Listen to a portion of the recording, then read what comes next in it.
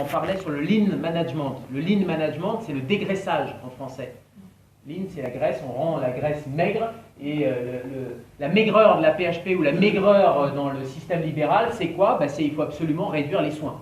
Et donc, on va laisser des gens sur le carreau. Pas des soignants, mais des malades sur le carreau, des familles, avec un transfert, avec Bizarre on parlera, mais un transfert là aussi de l'argent de l'État qui va maintenant être à la charge des familles. Donc globalement, vous êtes riche, en bonne santé, et bien vous allez pouvoir être soigné avec le réseau d'information, mais si vous n'avez pas tout ça, ça va devenir compliqué. Donc là, on n'appelle pas ça évidemment à l'assistance publique hôpitaux de Paris le lean management, mais on appelle ça excellence patient.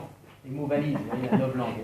Donc il y a un séminaire le 3 novembre, je vous invite à aller vous inscrire sur le site de la PHP le 3 novembre sur justement le lean management qui s'appelle excellence patient. Dans le plan stratégique 2015-2019 appelé le livre vert, il est écrit effectivement pour la PHP, le lean management, comme projet ambitieux pour le directeur général. Voilà. Et nous ce qu'on dit aujourd'hui, c'est tous ensemble, le projet ambitieux, c'est de soigner les gens.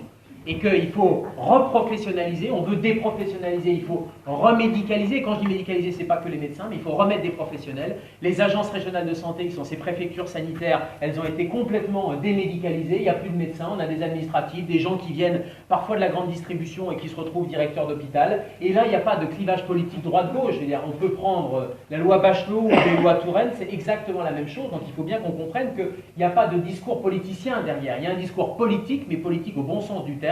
Et si on s'étonne que les gens, j'en finirai là-dessus, votent parfois sur des votes qui sont plus que discutables, c'est parce que les patients se sentent abandonnés, que ce soit dans les villes ou que ce soit dans les campagnes. Et ça, c'est dramatique sur le plan politique. Et la santé, qui serait un facteur de cohésion sociale, un facteur de cohésion, de vivre ensemble, est en train d'être abandonnée et d'abandonner les gens. Et nous, soignants, nous ne pouvons pas, quand on parle d'injonction paradoxale, c'est ça, c'est que notre serment d'Hippocrate en ce qui concerne les médecins, mais c'est le serment de tous les soignants, c'est de soigner et d'avoir les moyens de soigner. Or, on nous met dans des positions actuellement où on ne peut plus soigner. Donc il y a urgence, il faut qu'on revienne à des soignants dans toutes ces directions médicales, dans ces directions d'agences régionales de santé et qu'on soit tous ensemble et c'est pour ça qu'on est là.